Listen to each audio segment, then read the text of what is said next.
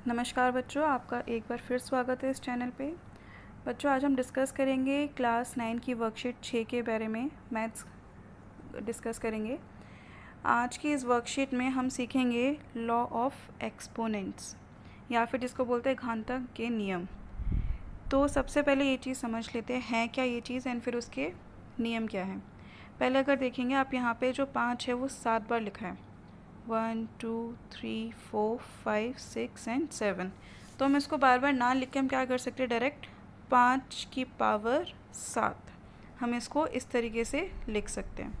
ठीक है, तो जो 5 की पावर 7 है उसमें जो 5 है, आपका जो नंबर है जो बार बार रिपीट होता है, उसको क्या बोलेंगे, आधार या फिर बेस।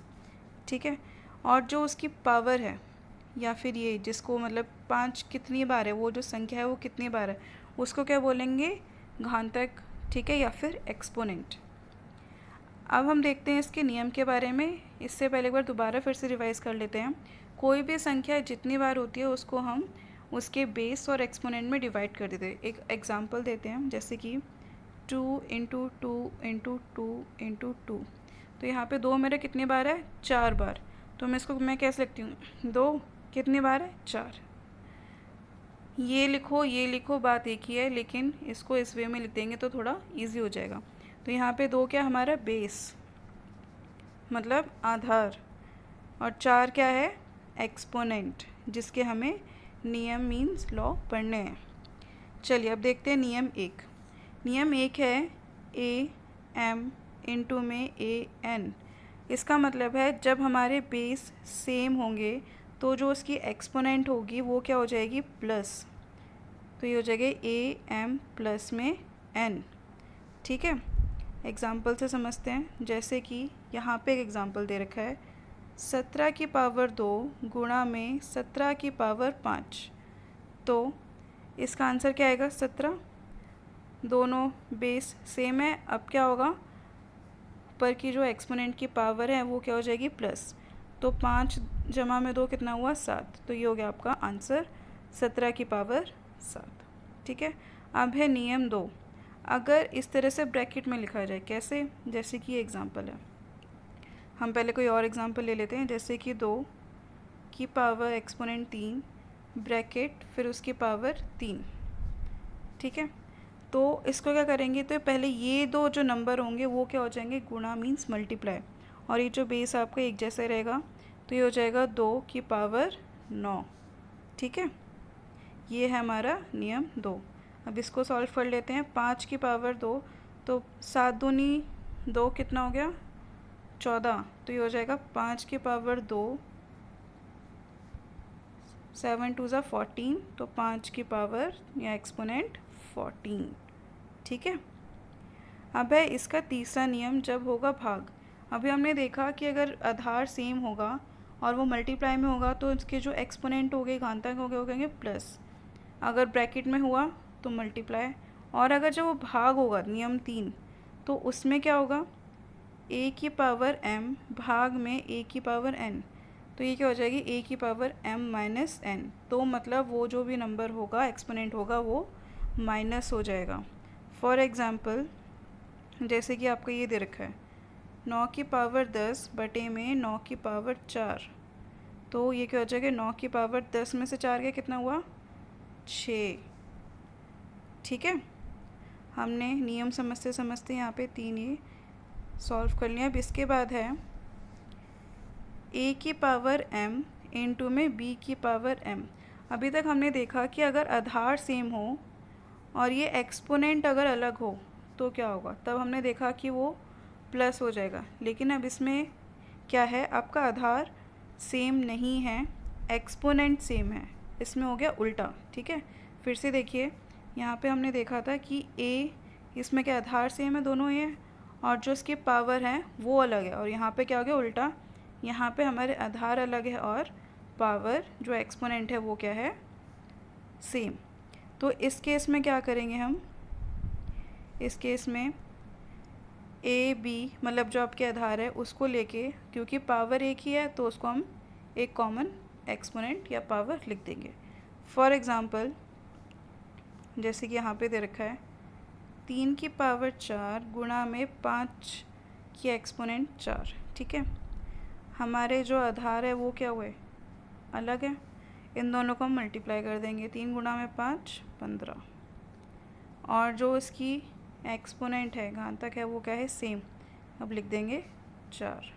ठीक है, तो ये इसका आंसर हो गया।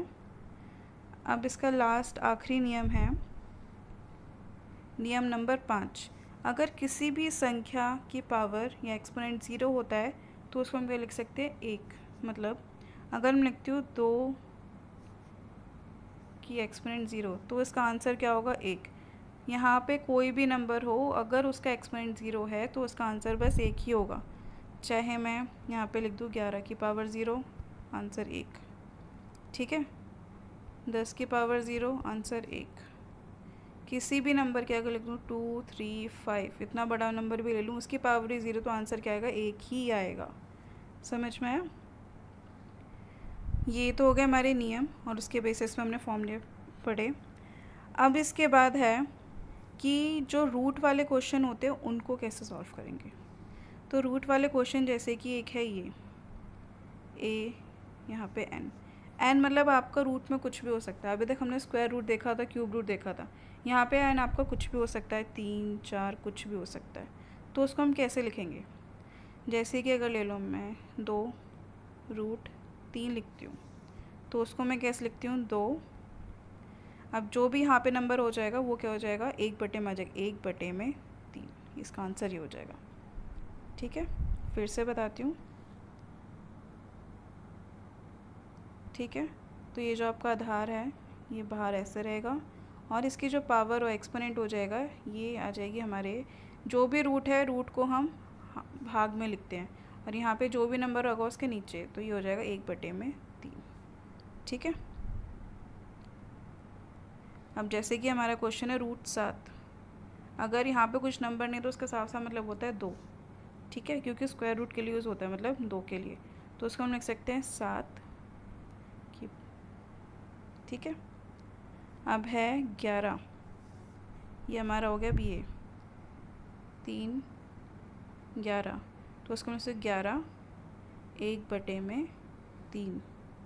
ठीक है, अब उसके बाद है 5, आप बताओ क्या होगा, 5 बाहर, रूट के लिए 1।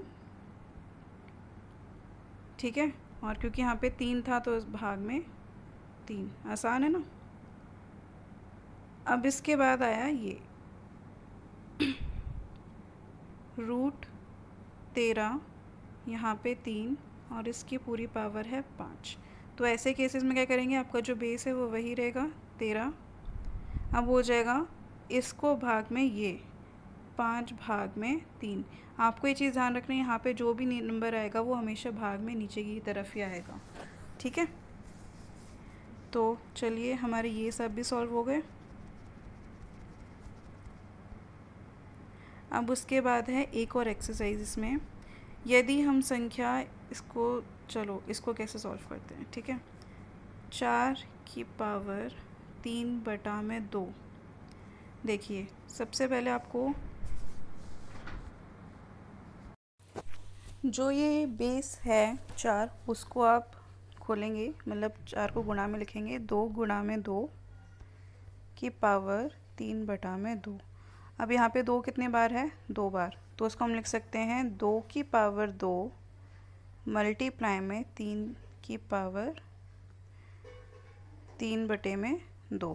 ठीक है, एक बार मैं लिखती हूँ यहाँ पे, तो यहाँ से हम आ जाएगा 2 की पावर 2 गुणा में 3 बटे 2। 2 से 2 कट गया तो क्या हो गया, ये 2 की पावर 3। तो 2 की पावर 3 मतलब 2 को हम 3 बार गुणा करेंगे, तो फिर इसका आंसर क्या आ जाएगा, देखिए 2 दूनी 4, 4 दूनी 8। तो इसको हम ऐसे सॉल्व कर सकते हैं। ठीक है, या फिर दूसरा तरीका क्या है,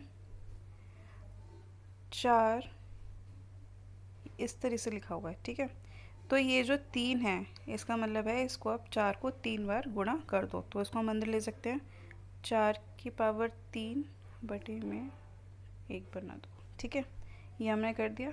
अब इसको हम सॉल्व कैसे कर सकते हैं, 4 की पावर 3 मतलब 4 को 3 बार लिखेंगे तो 4 गुणा में 4 गुणा में 4, तो ये हो गया 64। ठीक है, अब 1/2, 1/2 का मतलब होता है आपका स्क्वायर रूट। ठीक है, 1/2 का मतलब होता है स्क्वायर रूट, तो उसको मैं लिख सकती हूँ 64 इस तरह से। तो 64 किसका स्क्वायर है, ये है 8 का, तो फिर भी आपका आंसर आएगा 8। तो ये आपकी मर्ज़ी है कि आप कौन से तरीके से इसे करना चाहते हैं, या तो पहले वाले तरीके से कर लीजिए या फिर दूसरे वाले से।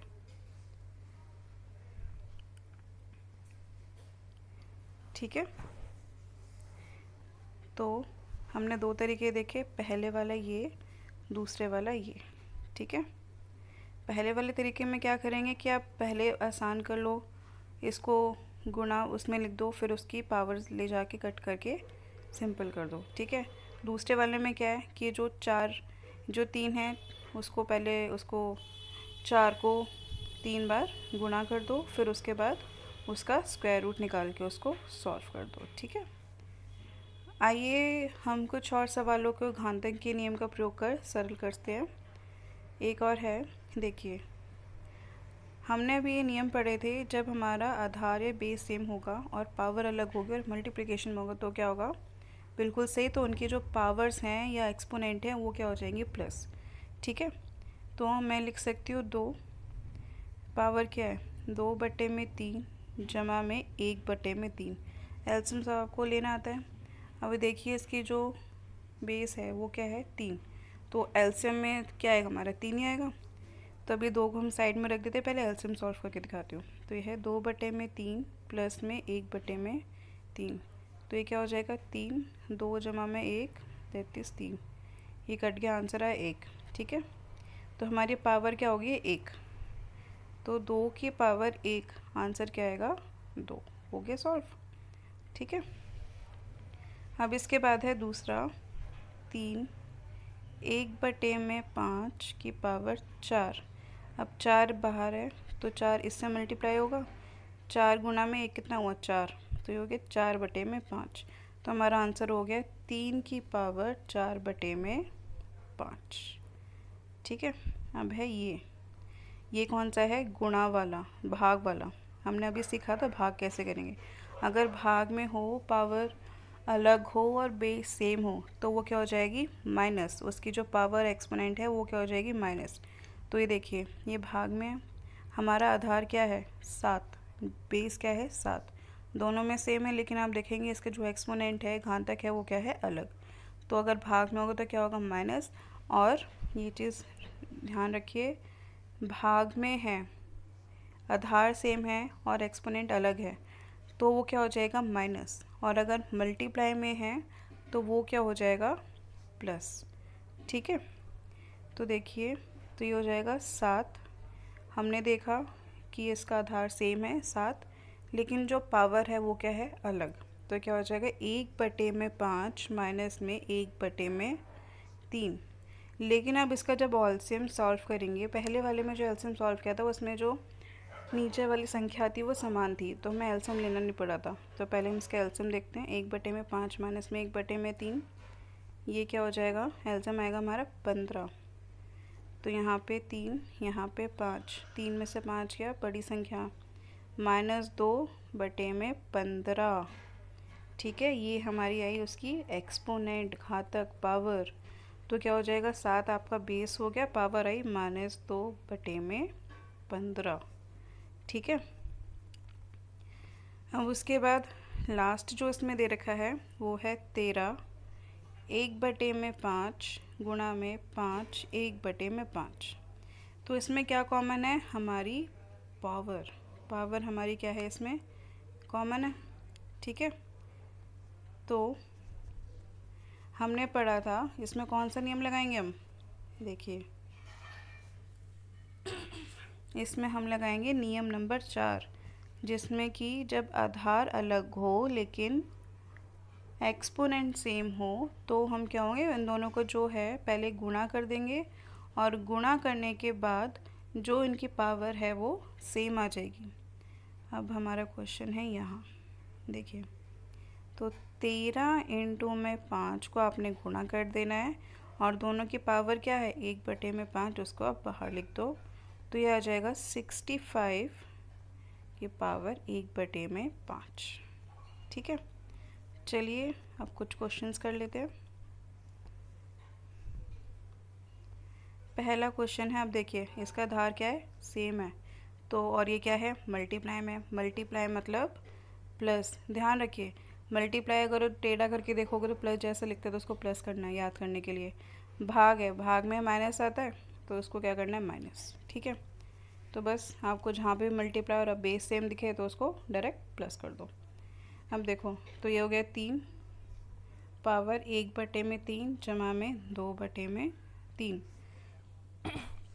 ये सेम एलसीएम अभी हमने सॉल्व किया था, बेस सेम है तो ये क्या हो जाएगा 3, कि 3 से 3 कट गया तो ये हो गया 3 की पावर 1। 3 की पावर 1 मतलब 3 को आप कितनी बार गुणा करेंगे, एक बार, तो उसका आंसर क्या आएगा 3।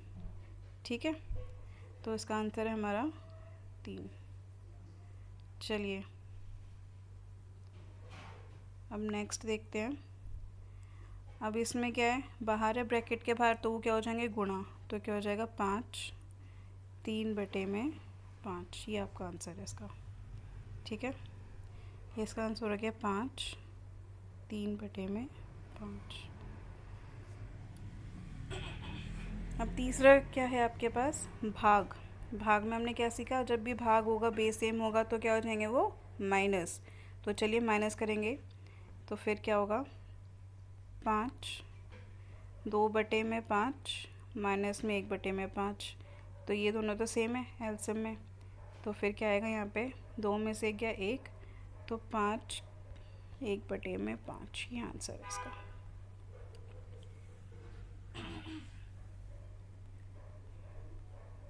फिर यहाँ पे ले देती हूँ 5 1/5। अब है हमारा आखिरी। यहाँ पे देखिए कौन सा नियम है, नियम नंबर 4। इसमें क्या है, आपका जो बेस है वो है अलग। ठीक है, बेस अलग है लेकिन पावर क्या है, सेम। तो इसमें क्या करेंगे, जो पावर, पहले बेस को हम क्या करेंगे मल्टीप्लाई। 2 गुणा में 3 कितना हुआ 6, तो ये हो गया 6 और पावर होगी 1/9। तो इस तरह से आपका ये आंसर आएगा। यहाँ पे मैं लिख देती हूँ 6 1/9। ठीक है, ये यहाँ पे आप देख लीजिए इसके क्या आंसर्स लिखे हुए हैं। पहले का आंसर है 3, दूसरे का 5 की पावर 3/5, तीसरा है 5 की पावर 1/5। ठीक है, और चौथा है 6 की पावर 1/9।